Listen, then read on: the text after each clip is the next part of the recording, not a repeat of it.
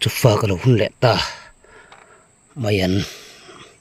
vậy lẹ ruột phốt màyละý lẹ treo mẹ ngon nhỉ tùy thắc tùy hàng tùy rồi bịp ít lẹ ngon nhỉ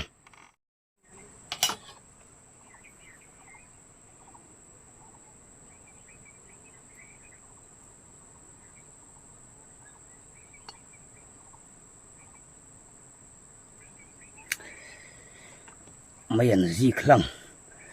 cái chuối chả đủ đâu ạ tùy có bằng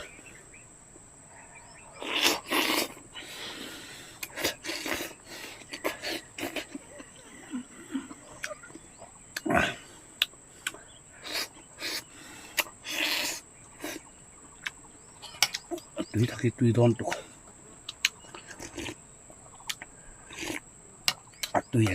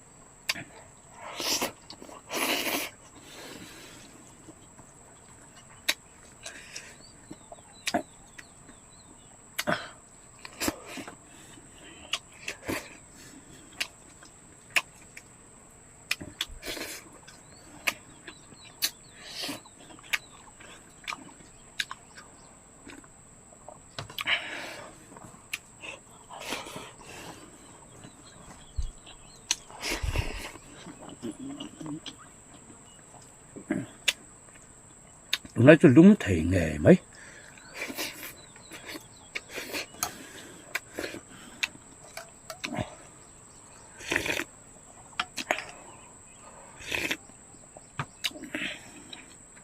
phải tập về thật khi tùy do cái này trên tìm em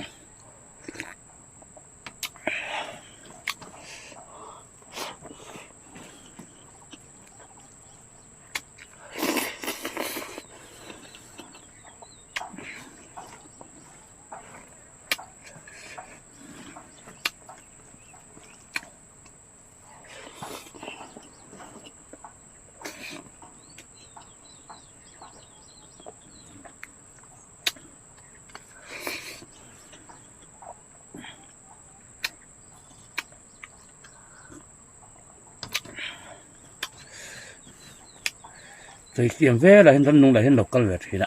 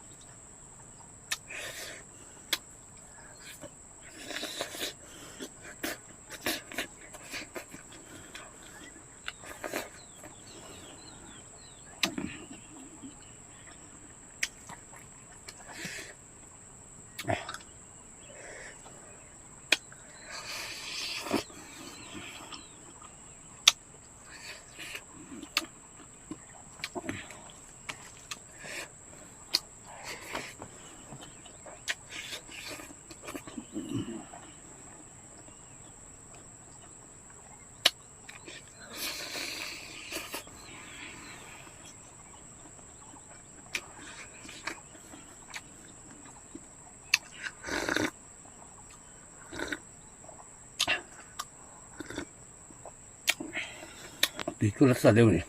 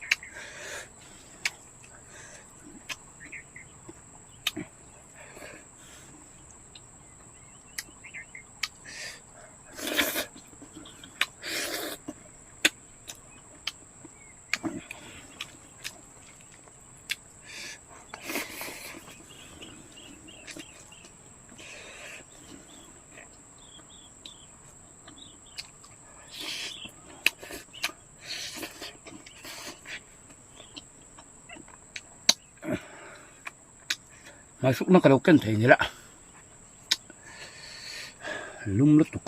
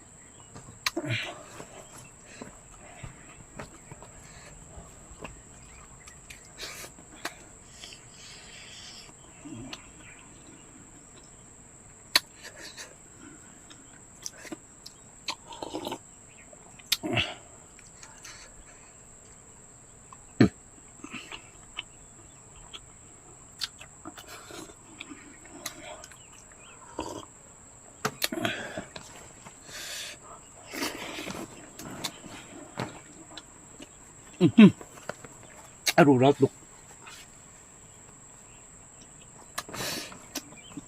So it's 2 box eh.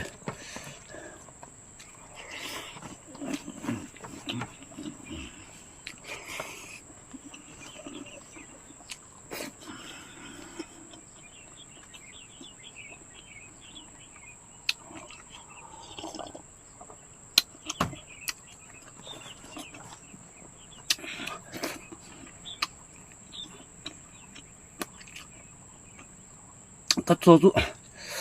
vẫn mi chú cả van puar tok adi kem cả van kham tok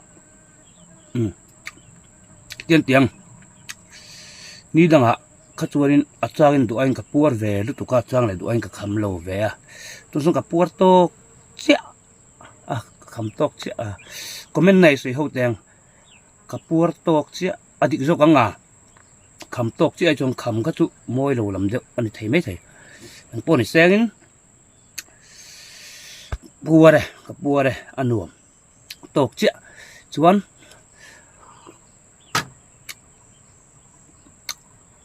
kan len mang tha lo nga lo kan khâu le lo kang tiro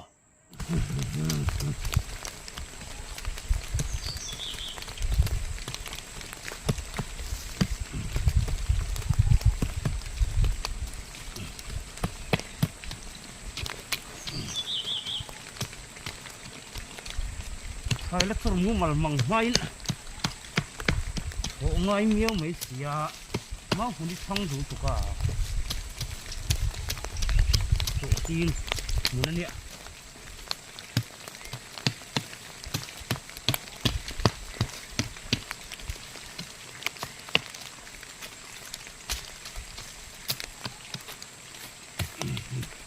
hết cái bác cái lối về vá vá tụ đấy chứ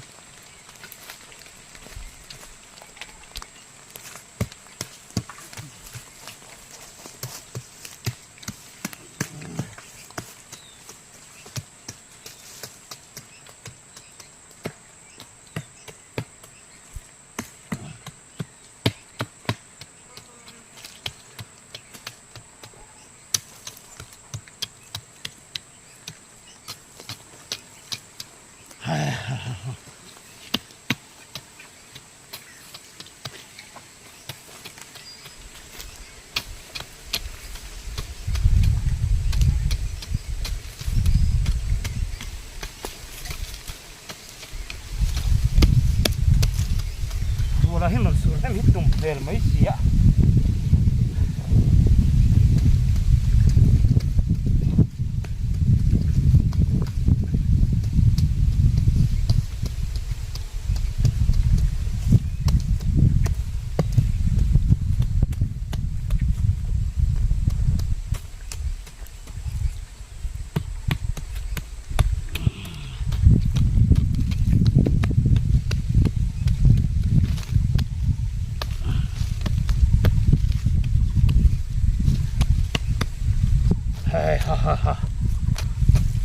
tu nang lai lu kho nang lai ma chu ni sa thil ko la chade wangin ni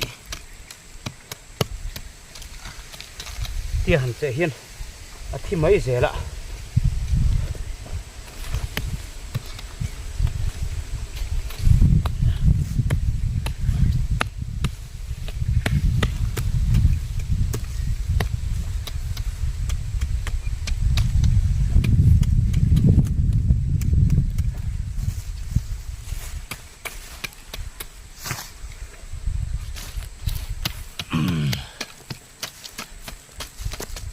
chỉ hiện tại vua lòng ôn hiện thế nào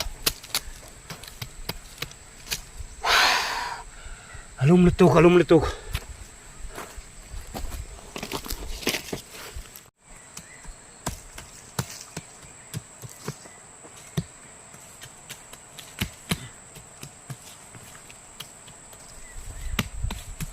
đi công ty cái tụ lên lên mà ni cái tụ hạ tụ thực tế luôn nè lại kinh nghe lại cứ nghe khảo nghe mình ăn lẩu chóc rất mê à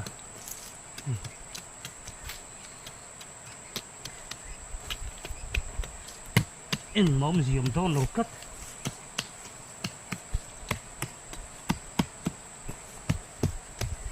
cần tụ lực về khép khớp té luôn này con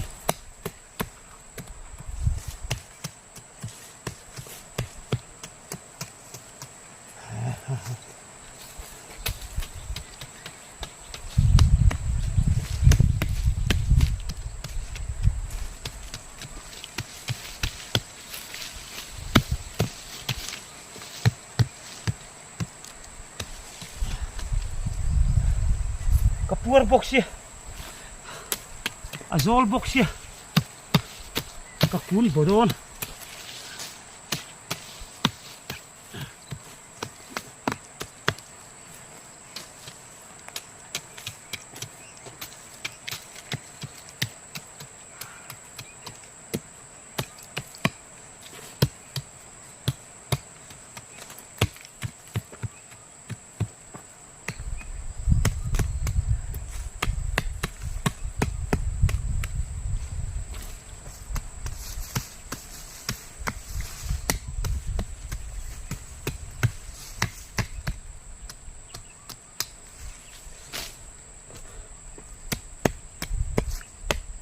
tiền cắt được khắp khắp bị mau bự rồi rồi muông lại big em ạ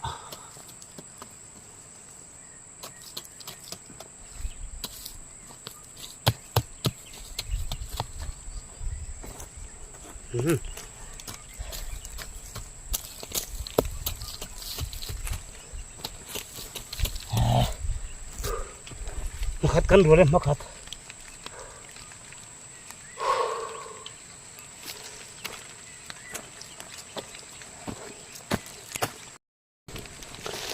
hay là hiền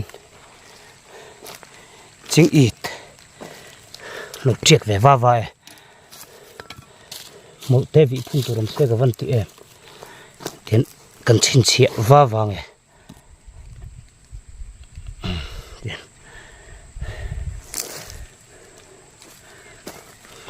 tuy lại thôi ấy mà nè lục trong điện mà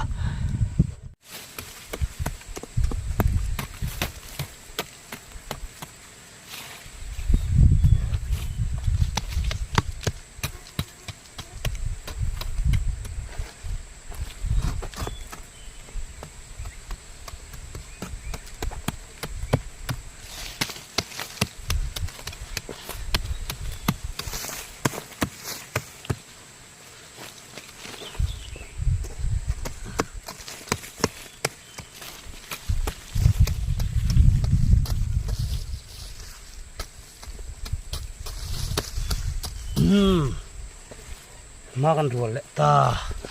pot nè nè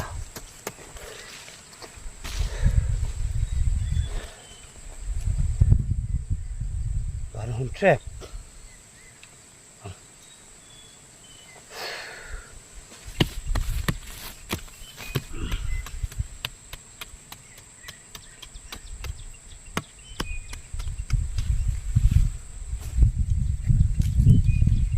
tôi terek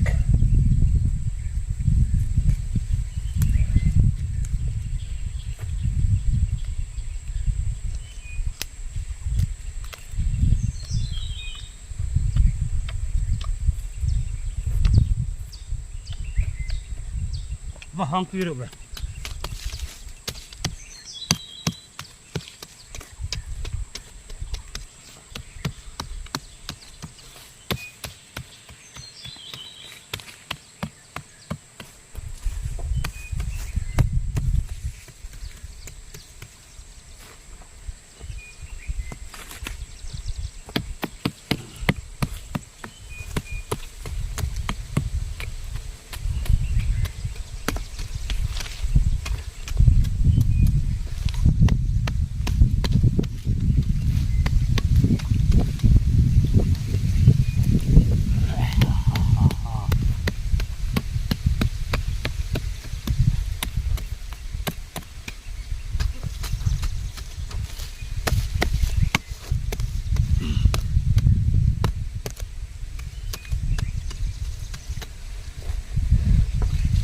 mau đủ hậu là hi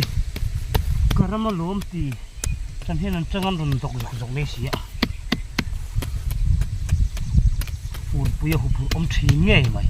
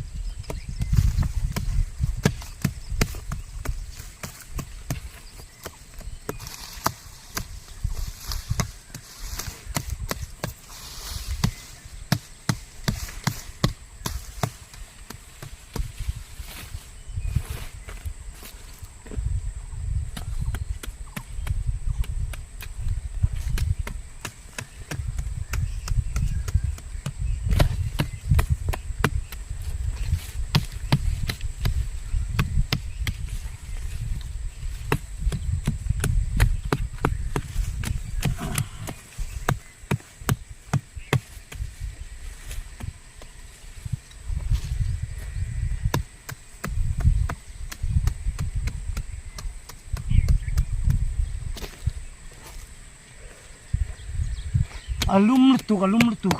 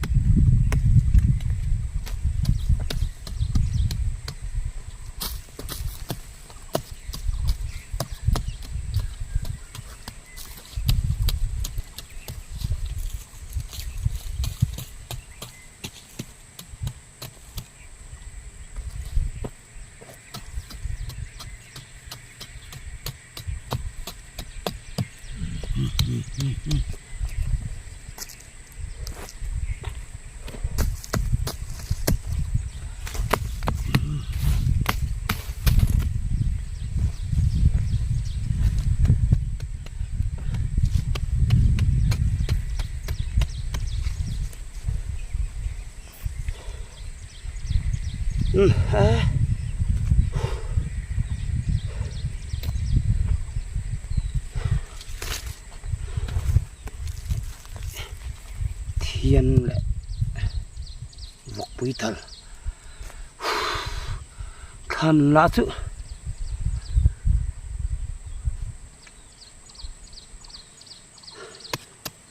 còn xuống do cái gió lệ vét tụi mày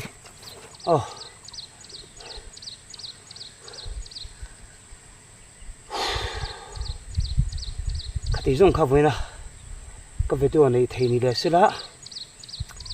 thiên gia là cầm tâm à cái này hula thiên đòn nè lâu xe làm xe với cần nụ lạc lâu khó chứ thì giống hi